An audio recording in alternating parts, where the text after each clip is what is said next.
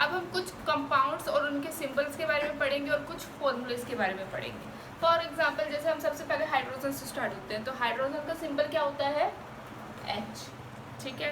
Carbon का symbol क्या होता है? C। नाइट्रोजन का सिंबल क्या होता है? N।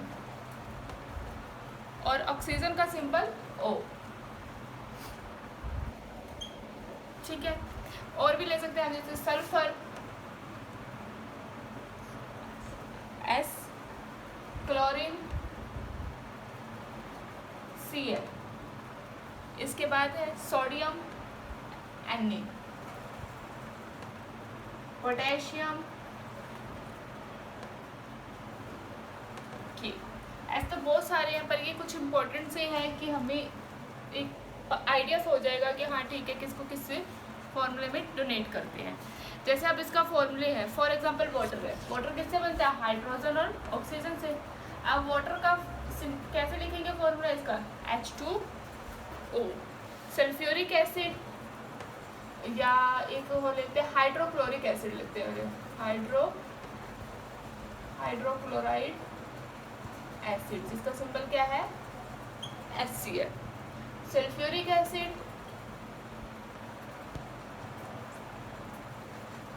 H2SO4।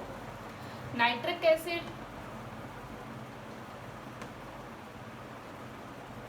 HNO3। Carbonic acid, इसका सिंबल होता है H2CO3।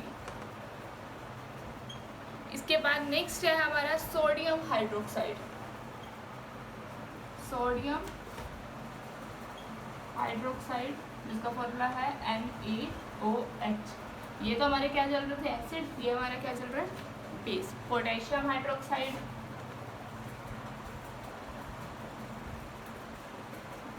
हाइड्रोक्साइड को मैंने पहले बताया था ना किससे डोनेट करते हैं? OH से। पोटेशियम का भी हमने डोनेट करा था, किससे कर रहे हैं? K से। तो इसका फॉर्मूला क्या बनेगा? KOH बन जाएगा।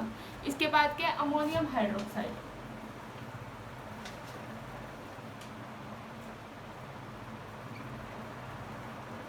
अमोनिया का क्या होगा? अमोनिया का होता है NH4O, हाइड्रोक्साइड का OH। सोडियम कार्बोनेट,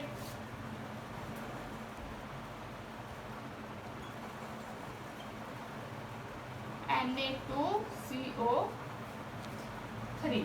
तो ये कुछ हमारे इंपॉर्टेंट से फॉर्मूले आपकी बुक में और भी ज़्यादा दे रखे होंगे, तो ये हमें कुछ एक रफली सा आइडिया होना चाहिए, क्योंकि जब हम न्यूट्रलाइजेशन आगे पढ़ेंगे जो हमारा नेक्स्ट टॉपिक है, उसके लिए आपको ये सब चीज़ें पता होनी चाहिए, ताकि हम जब रिएक्शन करेंगे तो आपको समझ आए कि हाँ कौन सी चीज़ कैसे हो रही है।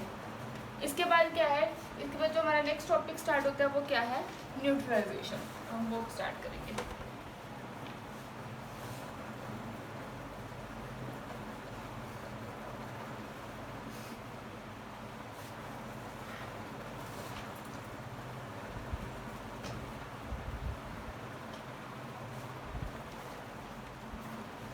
टॉपिक है आज का, वो क्या है?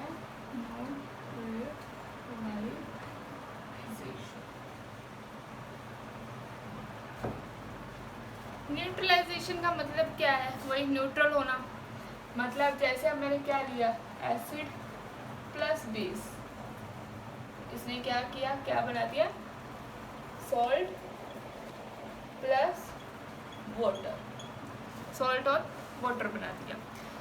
अब इसके हम और समझते हैं। हमने एसिड में क्या ले लिया? एसिड में ले लिया मैंने फॉर एग्जांपल HCl, और बेस में मैंने ले लिया NaOH। HCl का मतलब क्या है? अभी हमने पढ़ा है ना, क्या है इसका मतलब? Hydrochloric acid. NaOH का मतलब क्या है? Sodium hydroxide. इसने मिलके क्या बना दिया? NaCl बना दिया प्लस H2O बना दिया। एक बात और याद रखनी है, जब भी न्यूट्रलाइजेशन रिएक्शन होगी, इसके अंदर क्या होगी? सम हीट इज इन्वॉल्व, कुछ गर्माहट से महसूस होगी, सम हीट इज इन्वॉल्व। इसमें क्या प्रोड्यूस्ड होगी? हीट भी प्रोड्यूस्ड होगी, ठीक है। अब हम इसकी एक्टिविटी करते हैं। इसकी एक एक्टिविटी है,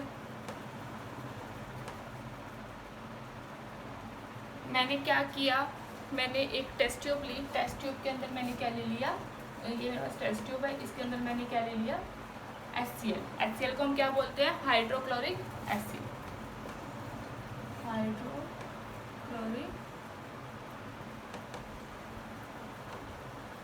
हाइड्रोक्लोराइड एसिड, ठीक है। अब ये ले लिया। अब इसमें मैंने क्या किया, एक इंडिकेटर ऐड कर दिया, जिसमें मैंने क्या किया, एक टेस्ट ट्यूब, जिसके ऊपर मैंने एक इंडिकेटर ड्रॉप से डाल दिया, 2 या 3 ड्रॉप्स डाल दी। इसकी किसकी डाली, इंडिकेटर की।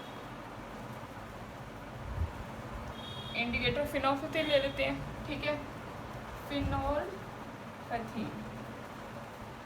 अब पहले तो मुझे प्रॉपर्टी पता चलनी होनी चाहिए ना फिनोल्फेथिन की। फिनोल्फेथिन क्या होता है, एसिड में क्या होता है, ये कलरलेस होता है, ठीक है। बेस में क्या होता है, ये अपना कलर चेंज कर लेता है, ये मतलब क्या होता है, एक लाइट पिंक शेड में आ जाता है। तो अब क्या करेंगे, अब मैंने इसके अंदर फिनोल्फेथिन ऐड कर दिया, ठीक है। अब देखोगे सबसे पहले जब ऐड किया तो इसके अंदर कोई चेंज नहीं आया, नो चेंज। इसका मतलब ये क्या है, एक एसिड है, ठीक है। अब चलो इसके बाद ये हो गया ये। अब फर्स्ट स्टेप तो मैंने ये कर लिया, मैंने सेकेंड स्टेप में क्या किया, इंडिकेटर तो चला ही गया। अब क्या होगा, इसके अंदर क्या होगा, HCl चला गया, कुछ ड्रॉप्स किसकी हैं, इंडिकेटर की है, ये इंडिकेटर है, ये एसिड है। अब मैं इसके अंदर क्या ऐड कर दूंगी, कोई बेस ऐड कर दूंगी, ऐड बेस, कोई भी ले लेंगे, NaOH ले लिया मैंने, ठीक है, सोडियम हाइड्रोक्साइड ले लिया। तो जब सोडियम हाइड्रोक्साइड लोगे ना, ऐड किया, जब ऐड NaOH, तो ये इमीडिएटली क्या करेगा ना, जब इसको स्टीयरिंग करेंगे, हम ड्रॉप वाइज डालेंगे, इसको भी ऐसे एकदम से नहीं डाल देना, इसको क्या करना है, धीरे धीरे ड्रॉप वाइज डालना है। जब इसको ड्रॉप वाइज डालोगे ना, तो देखोगे कि इसका कलर चेंज हो जाएगा जैसे जैसे ये डालेगा। तो ये जब जैसे ये कंप्लीट होगी ना, तो एकदम से इसका कलर किस में आ जाएगा, पिंक शेड की आ जाएगा, जो क्या होगा, ये पिंकिश में आ जाएगा, लाइट सा पिंक आ जाएगा। तो जब ये कलर चेंज हो जाएगा at this stage,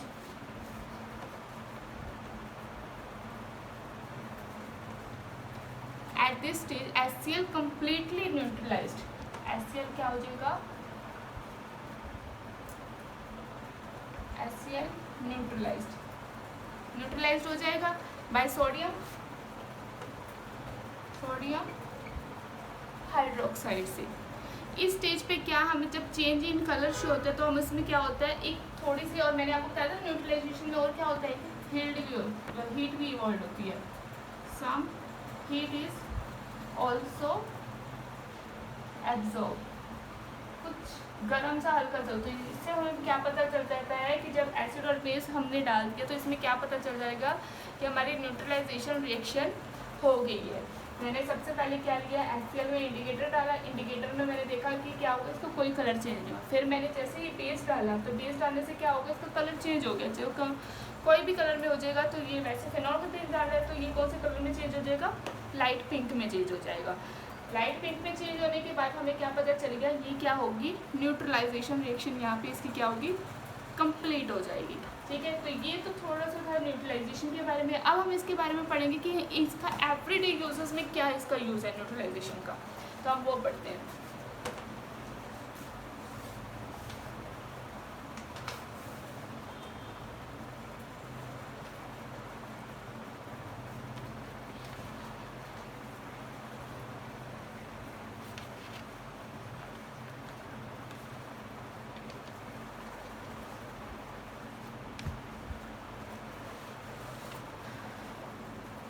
neutralisation in everyday reaction, everyday reaction में क्या होएगी, फर्स्ट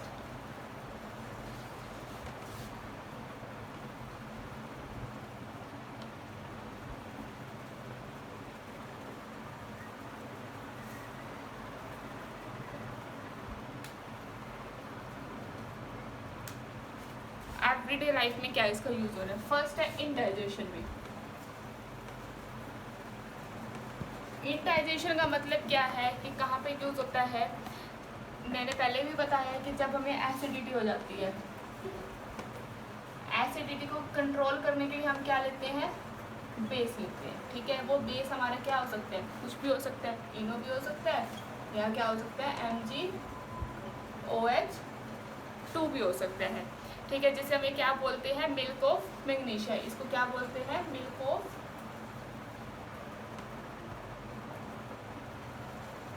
ऑफ मैग्नीशिया बोलते हैं। तो जब स्टमक में क्या हुई, बहुत ज़्यादा एसिडिटी प्रोड्यूस्ड होगी, तो उस एसिड को न्यूट्रलाइज करने के लिए, ताकि हमें रिलीफ मिले, जब हम एसिड और बेस को रिएक्ट कर देंगे तो हम सोल्ट प्लस वाटर रिलीज हो जाएगा। तो वैसे ही क्या हुआ कि एसिडिटी हुई, एसिड प्रोड्यूस्ड हुआ, उसके अंदर मैंने बेस ऐड कर दिया। बेस हमारा कुछ भी हो सकता है, MgOH2 या इनो। तो इससे क्या होएगा, हमारा सोल्ट प्रोड्यूस्ड हो जाएगा और प्लस वाटर रिलीज होगा। फर्स्ट तो ये हो गया। सेकेंड है and string.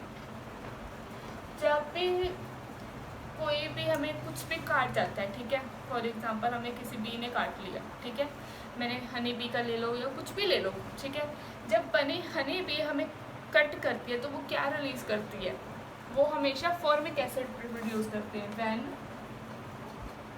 B is beaten, ठीक है, तो वो क्या है, it produce beaten on human body, वो क्या प्रोड्यूस करती है, फॉर्मिक एसिड प्रोड्यूस करती है। तो जैसे ही क्या हुआ, हमारे ऊपर फॉर्मिक एसिड प्रोड्यूस्ड हो गया, तो हम उसको क्योर करने के लिए क्या यूज़ करेंगे, बेस यूज़ करेंगे। तो मैंने बेस क्या ले लिया, बेकिंग सोडा यूज़ कर लिया। तो इसको क्योर करने के लिए मैंने किसका यूज़ किया, बेस। जो बेस हमारा क्या है, बेकिंग सोडा होगा। तो आप देखोगे जब रेड हो गया था ना, तो वहाँ पे क्या हो जाएगा, बिल्कुल सही हो जाएगा, उसका आपको ना ही तो कोई जलन होगी ना ही कुछ और होगा। तो इसका मतलब क्या होगा, वहाँ पे क्या होगी, न्यूट्रलाइजेशन होगी, वहाँ पे इसका एसिडिक का रिएक्शन खत्म हो गया। थर्ड है फैक्ट्री वेस्ट। गवर्नमेंट इतने सारे रूल्स लाती है कि जो भी फैक्ट्री से वेस्ट निकलता है वो हमेशा हमें नदियों में नहीं, रिवर्स, पाउंड्स, लेक्स में नहीं ऐसे फेंकना चाहिए। पर अगर आप उसको फेंक भी रहे हो, ठीक है, अगर वो जा भी रहे, तो उसको क्या है, जो हमारे जो वेस्ट है ना, ये सारा, इसमें क्या प्रोड्यूस्ड होता है, एसिड प्रोड्यूस्ड होता है, ठीक है। अगर आप इसको गेर भी रहे हो, उसमें फेंक भी रहे हो सब कुछ, तो इसमें क्या करो, इसको पहले ट्रीटेड करना चाहिए। किससे ट्रीटेड करना चाहिए, लाइम वाटर से। लाइम वाटर हमने पढ़ा था ना कि वो किस में आते हैं, बेस में आता है। लाइम वाटर से इसका यूज़ करके तो इसको क्या बना देंगे, जो वेस्ट बन जाएगा वो क्या हो जाएगा, हमारा न्यूट्रलाइज हो जाएगा।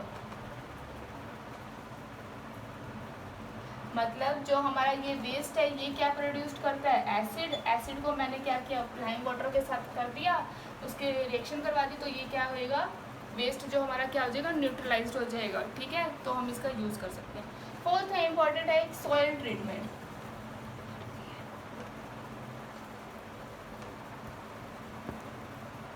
जब प्लांट्स हमारे ग्रो नहीं करते, ठीक है, क्यों नहीं ग्रो करते, या तो वो एसिडिक में है या वो बेसिक में है।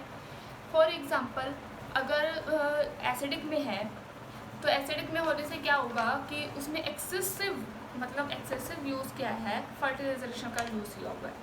जब बहुत ज़्यादा सॉइल एसिडिक में हो जाती है, तो हम उसको क्या यूज़ करते हैं, हम कोई बेस यूज़ करेंगे, तो हम उसमें कौन सा बेस लेंगे, क्विकलाइन बेस यूज़ करते हैं। जब हमारी फर्टिलाइजेशन बहुत ज़्यादा यूज़ कर देते हैं हम एक्सेसिव में, ठीक है, यूज़ कर देते हैं, तो हम क्या यूज़ करते हैं, क्विकलाइन। होता है ना कि क्रॉप हमारी ग्रो नहीं कर रही, कई बार उनमें ऐसा होता है कि हाँ, कि इसमें कुछ ना कुछ है, तो हम फर्टिलाइजेशन का यूज़ करते हैं कि सारे जो इसमें जो भी जर्म्स हैं वो हार्मफुलनेस सारी ख़त्म हो जाए। पर फर्टिलाइजेशन भी बहुत ज़्यादा हो जाती है, तो ज़्यादा होने से क्या होता है, तो हम क्या यूज़ करेंगे, इसमें बेस का यूज़ करेंगे। तो फर्टिलाइजेशन क्या है, हमारी एसिडिक है, ठीक है। जब वो एसिडिक कंटेंट ज़्यादा हो गया, तो हम किसका यूज़ करेंगे, बेस का, जो क्या है, क्विकलाइन। जब एसिड और बेस हो जाएंगे तो हमारी सॉइल भी क्या हो जाएगी, न्यूट्रलाइजेशन। तो ये तो था एसिडिक का। सिमिलरली बेसिक भी है। अगर सॉइल बेसिक है, ठीक है, सॉइल है ही बेसिक, जिसमें क्या है, OH की कंसनट्रेशन ज़्यादा है, तो हम इसमें क्या ऐड करेंगे, एसिड ऐड कर देंगे। तो एसिड हम क्या लेंगे, कई बार हम ऐड करते हैं ना खाद वगैरह, तो हमारी मेन्योर्स वगैरह क्या होती हैं, एसिडिक कंटेंट की होती हैं। तो जब हमने क्या किया, बेस के साथ एसिड कंटेंट कर दिया, तो हमारी सॉइल की फर्टिलिटी क्या हो जाती है, अच्छी हो जाती है। तभी हम मेन्योर्स भी ऐड करते हैं, फर्टिलाइजेशन भी ऐड करते हैं। पर कई बार फर्टिलाइजेशन ज़्यादा होने के कारण हमें क्या करना पड़ता है, एसिड कंटेंट को ख़त्म करने के लिए क्विक लाइम का यूज़ करना पड़ता है। तो यहाँ से एक बात तो क्लियर है, जब हमारी सॉइल एसिडिक हो जाएगी तो हम किसका यूज़ करेंगे, क्विक लाइम का यूज़ करेंगे। जब हमारी सॉइल बेसिक हो जाएगी, ठीक है, ये था एसिडिक का, जब बेसिक हो जाएंगे तो हम किसका यूज़ करेंगे, मैन्योर्स का। मैन्योर्स क्या करती है, एसिड का काम करती है। तो यहाँ तक हमारा क्या था, न्यूट्रलाइजेशन क्या हो गया, टॉपिक कंप्लीट।